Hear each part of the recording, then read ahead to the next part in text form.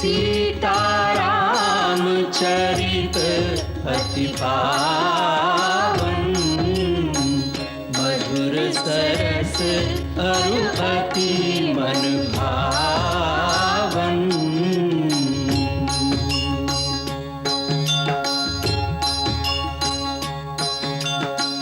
पुनि पुनि कितने हो सुने सुनाए,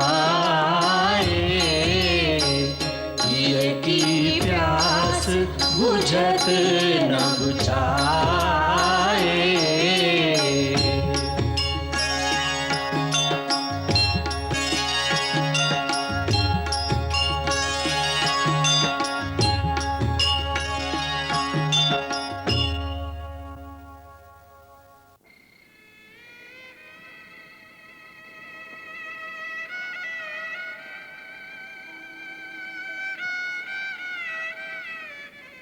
गुरुदेव ने कहा है कि वन देवी से व्यर्थ के प्रश्न नहीं करना, जब वो बात करे तो ही करना।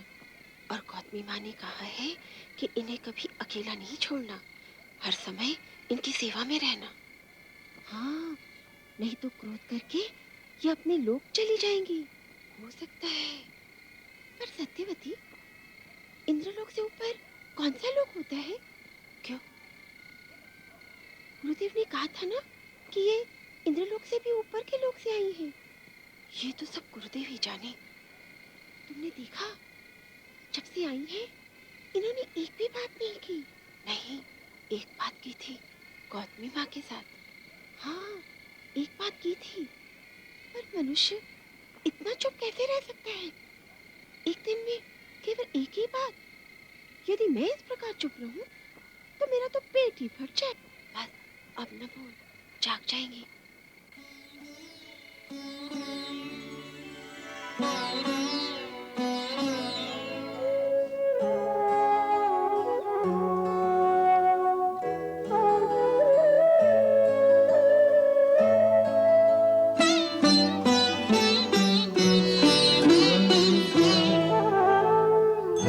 एक वन में एक राजमहल में, घास बिछा धरती पर सोए, बिरहा का गंगा जल आकर दोनों के नैनों को धोए।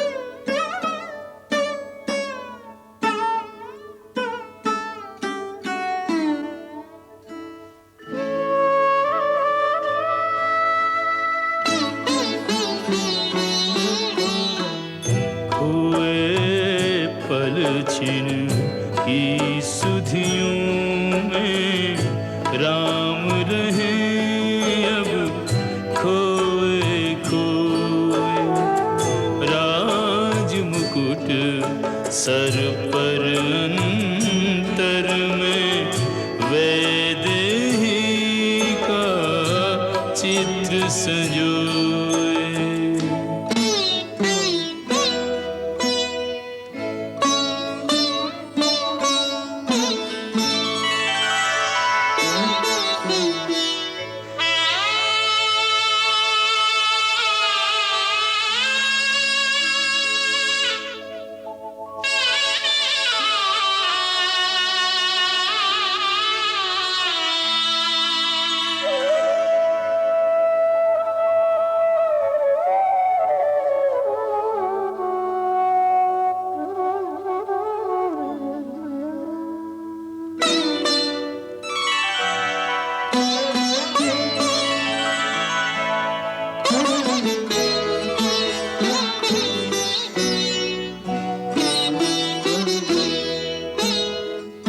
राजकाज में लीन यंत्रवत रहते रघुवर, सबकी सुनते सबको देते न्याय बराबर।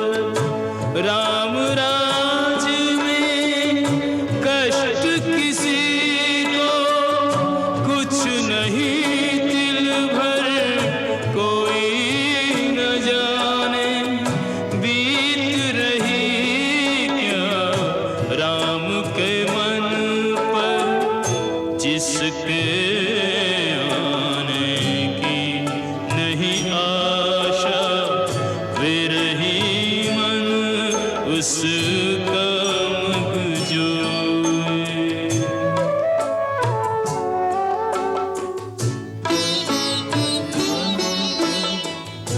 बैरागी का जीवन जीते दोनों को कितने दिन बीते।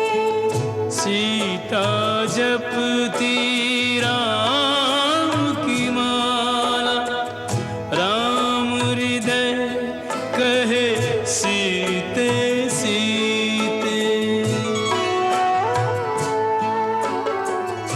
बिरहा के इस अतल सिंधु ने राम सिया के हृदय डुबोए। बिरहा के इस अतल सिंधु ने राम सिया के हृदय डुबोए।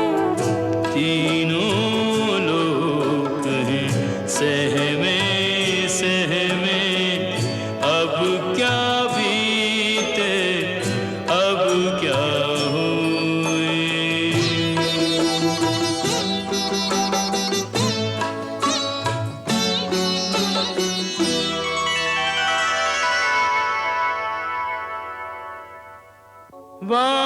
वाल्मीकि चिंतित हुए,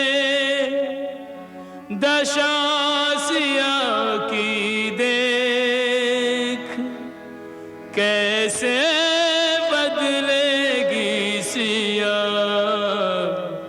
यूं विधना के लेख। कर्तव्य प्रण संकल्प सबके सब यूं ही रह जाएंगे, इस भावना के वेग में त्यों लोक ही बह जाएंगे।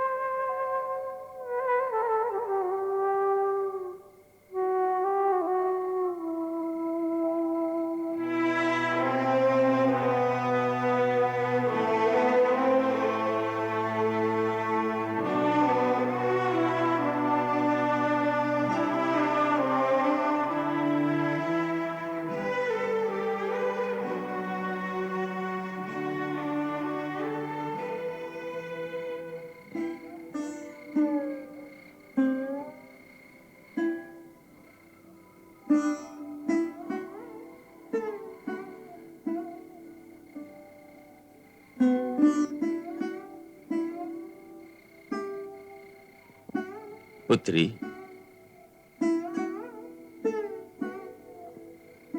किस सोच में डूबी हो?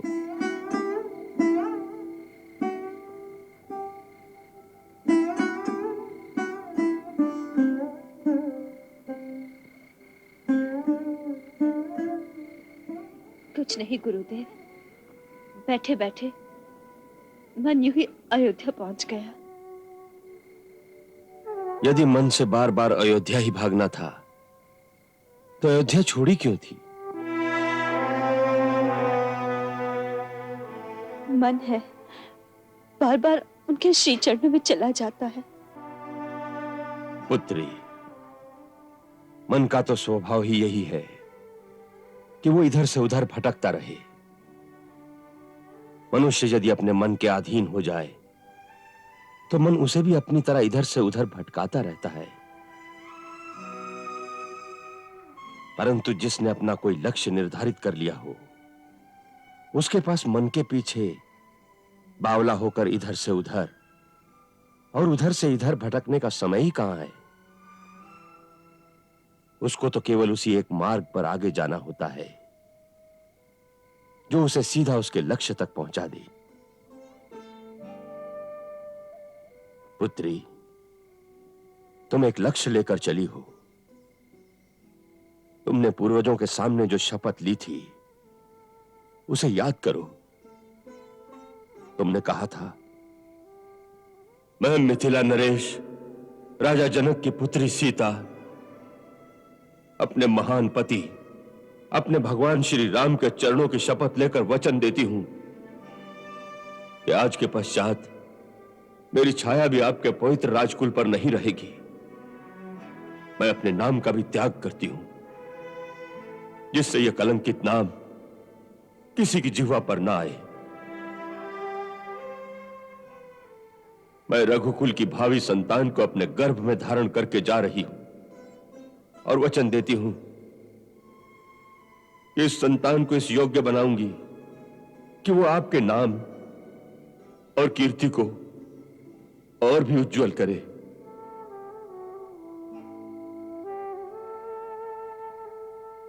और वीरता के क्षेत्र में अपने पूर्वजों से भी आगे बढ़ जाए।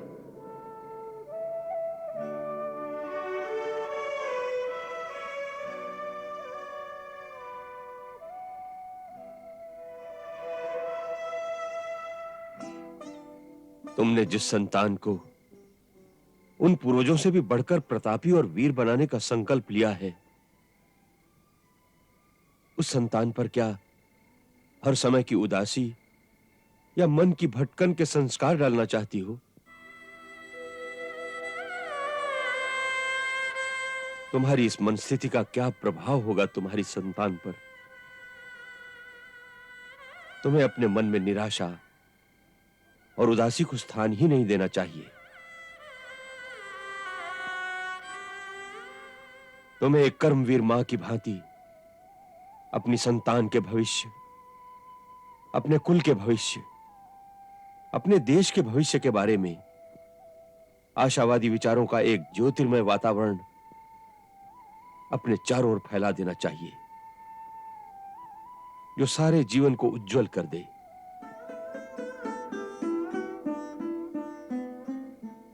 पुत्री, जिन्हें भविष्य का निर्माण करना होता है वो मन के अधीन होकर नहीं चलते, मन को अपने अधीन करके आगे चलते हैं।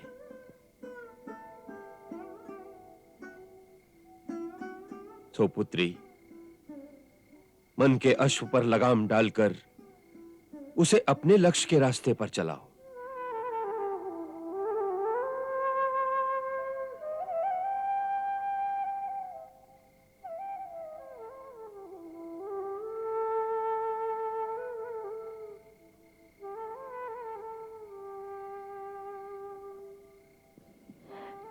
मुझे क्षमा करे भगवान, आपका उपदेश सत्य है, परंतु राघव का वियोग असहनीय है। मुझे अपने से अधिक चिंता उनकी रहती है। मेरे सामने तो एक लक्ष्य है, परंतु उनके सामने तो सारे राजमहल में केवल अंधकार ही अंधकार है। पुत्री, जीवन राजमहल के अंतपुर में ही नहीं समाप्त हो जाता। जीवन बहुत विशाल है। एक राजा के लिए कार्य के क्षेत्र बहुत दूर तक फैले होते हैं। राघव कर्तव्यरत होकर संभल जाएंगे, परंतु यदि तुम नहीं संभलोगी तो वो भी नहीं संभलेंगे।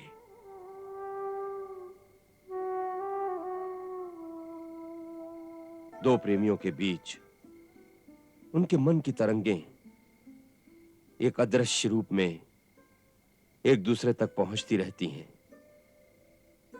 यदि तुम इसी प्रकार विरह और दुख की तरंगें भेजती रहोगी तो वो उन्हीं लहरों में डूबते रहेंगे।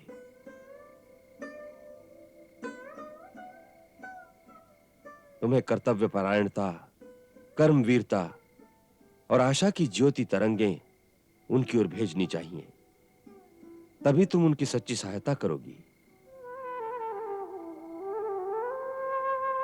पुत्री, इस विरह और निष्क्रियता के अंधकार से निकलो और एक ज्योतिर्मय उज्जवल भविष्य के निर्माण में व्यस्त हो जाओ। यह मत भूलो कि एक महान बलिदान के पथ पर तुम बहुत बड़ा उत्तरदायित्व लेकर चली हो।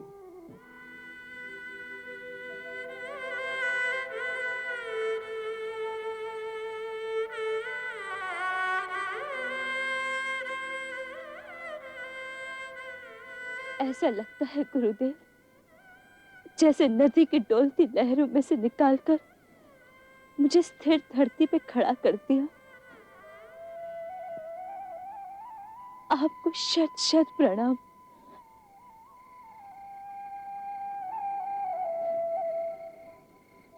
मुझे आशीर्वाद दीजिए कि मैं आपके बताए हुए मार्ग पर दृढ़ता से आगे बढ़ सकूं।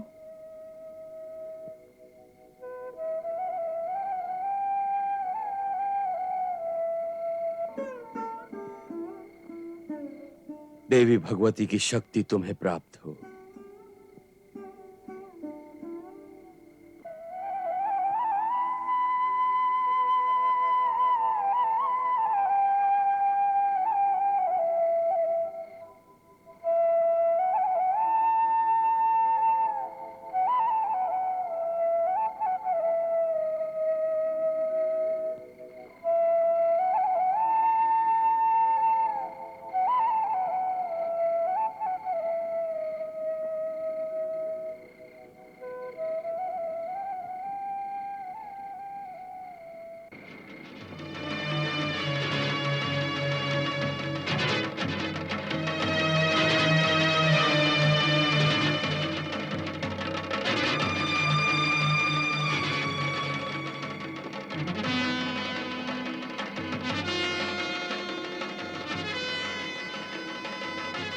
एक राजसी रथ अयोध्या की ओर आ रहा है। उसके पीछे सेना की एक टुकड़ी है। ध्वजा देखकर बताओ कि रथ किसका है।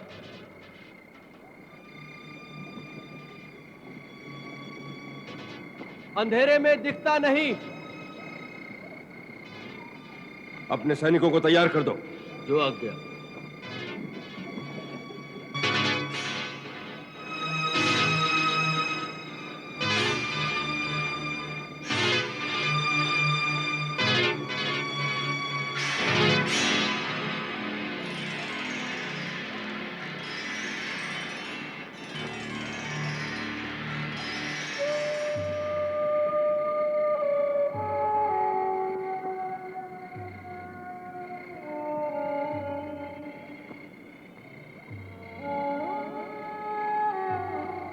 मिथिला नरेश महाराज, जनक का रथ अयोध्या के द्वार पर खड़ा है। महाराज स्वयं रथ में विराजमान है। द्वार खोल दिया जाए। द्वार खोल दिया जाए।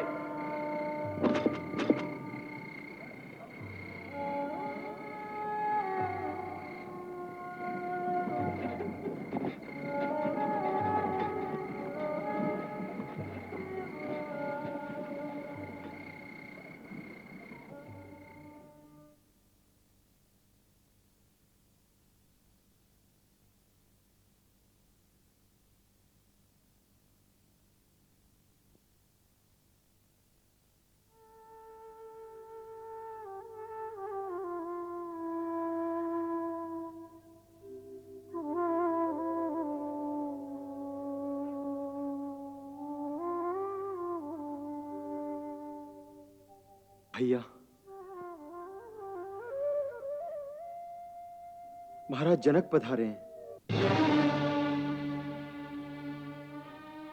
महाराज जनक कहाँ है? राजमहल में प्रवेश कर रहे हैं।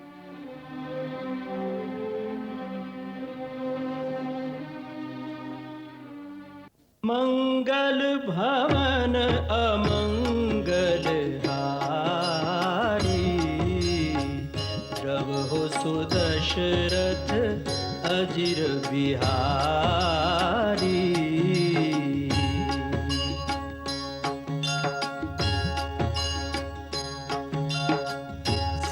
सीताराम चरित अति पावन, मधुर सरस अरु अति मन भावन।